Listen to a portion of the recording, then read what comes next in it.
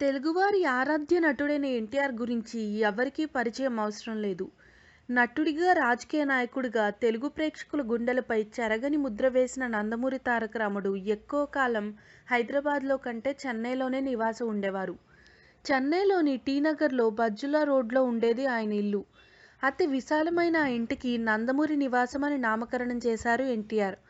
అప్పట్లో తిరుపతి వెళ్లిన తెలుగు వాళ్ళు తిరుగు ప్రయాణంలో చెన్నై వెళ్లి ఎన్టీఆర్ని కలుసుకుని వచ్చేవారని చాలామంది చెప్తూ ఉంటారు. అలా ఆయనను కలిసేందుకు వచ్చే అభిమానులు, దర్శకులు, నిర్మాతలు, నటులతో ఆ ఇల్లు కొన్ని దశాబ్దాల పాటు కలకల్లాడింది. 1960 నుంచి 1980 వరకు నందమూరి నివాసంలోనే ఉన్న ఎన్టీఆర్ ఆ తర్వాత సినీ పరిశ్రమ హైదరాబాద్ తరలి రావడంతో భాగ్యనగరం బాట పట్టారు. ఆయన జీవించి ఉన్నంత కాలం నందమూరి నివాసం బాగోగులు ఆయనే చూసుకునేవారట. అయితే ఆయన మరణించిన తర్వాత ఆ ఇంటిని ఎన్టీఆర్ కుటుంబ సభ్యులతో పాటు తెలుగుదేశం పార్టీ వర్గాలు కూడా పట్టించుకోవడం మానేశాయి. దీంతో ఆ ఇల్లు దాదాపుగా శిథిలావస్థకు చేరింది. ఈ ఇంటిని ఎన్టీఆర్ పేరుతో మ్యూజియంగా మార్చాలనే డిమాండ్ కూడా అప్పట్లో వచ్చింది. అయితే ఆయన కుటుంబ సభ్యులు మాత్రం ఈ ఇంటిని అమ్మేయడానికి ఆసక్తి చూపించారు.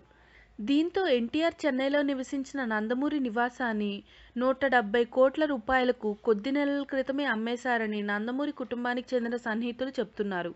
ఆ ఇంటిని అమ్మటం ద్వారా వచ్చిన డబ్బుని ఆ కొడుకులు, కుమారులు సమానంగా పంచుకున్నారట. అయితే వారిలో కొంతమంది ఈ డబ్బులో కొంత భాగాన్ని బసవతారకం క్యాన్సర్ హాస్పిటల్కు విరాళంగా ఇచ్చినట్టు సమాచారం.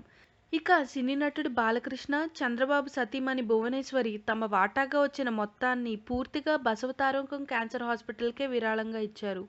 మొత్తానికి నిలువెత్తు తెలుగుదనానికి సాక్షి అయిన నందమూరి తారక రాముడి పాత ఇల్లు కాలగర్భంలో కలిసిపోవడం కాస్త బాధ కలిగించే విషయమే. If you like the video, please like us and subscribe Tollywood Nagar.